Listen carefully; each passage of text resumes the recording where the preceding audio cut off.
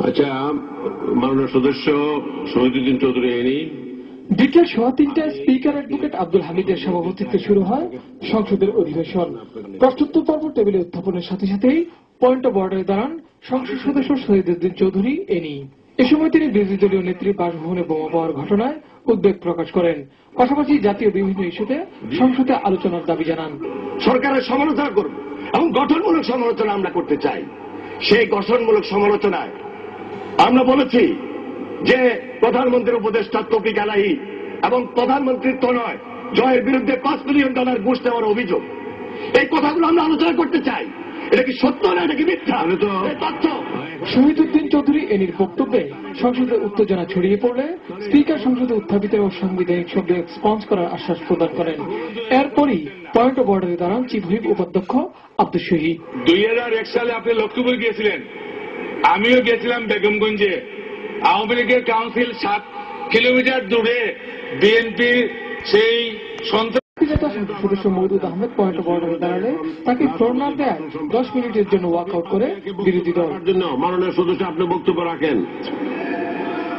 পরে রাষ্ট্রপতি ভাষণের উপর দেওয়া বক্তব্যে প্রাণবন্ত হয়ে ওঠে সংসদ। তারা একটিবারের জন্য বলেনি যে বাংলাদেশের রাষ্ট্রীয় ক্ষমতায় এসে বাংলাদেশকে ভারতের পারদ রাজ্যে পরিণত করবে। তারা কিন্তু একটিবারও বলেনি মাননীয় স্পিকার যে তারা বাংলাদেশের সন্ত্রাস, টেন্ডার, চাঁদাবাজ, শিক্ষা প্রতিষ্ঠানে ভর্তি বাণিজ্য, নামকরণ পরিবর্তন, সর্বোপরি শহীদ রাষ্ট্রপতি জিয়াউর রহমানের মাজার নিয়ে তারা ষড়যন্ত্র করবে। তাদের নির্বাচনী ইশতেহারে কোথাও কিন্তু লেখা ছিল না।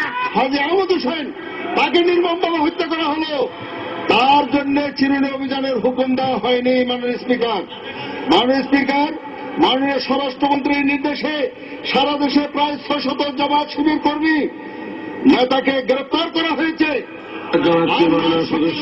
দাবি করি আমাদের রাজশাহী মহানগরীর আমির, তিনি একজন মুক্তিযোদ্ধা, বিশিষ্ট শিক্ষক।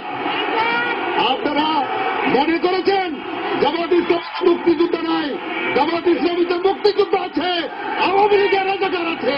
যারা আমাদের আর্মির সেনাবাহিনীর অনেক কর্মকর্তাকে কারাগারে হত্যা করেছিল, যারা ফাঁসির কাজটা জড়িয়েছিল, তার নাম জিয়াউর রহমান।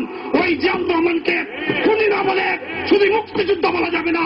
খুনি মুক্তিযুদ্ধ জিয়াউর রহমান যদি হয় তাহলে আমাকে বলতে হবে মাননীয় স্পিকার, আজকে আমি বলতে চাই খুনের সাথে সম্পৃক্ত যিনি তার নাম জিয়াউর রহমান। সরকার দলীয় সংসদ সদস্য নজরুল ইসলাম বাবু জিয়াউর রহমান সম্পর্কে কটূক্তি করায় আবারও সংসদ থেকে ওয়াকআউট করে বিরোধী দল।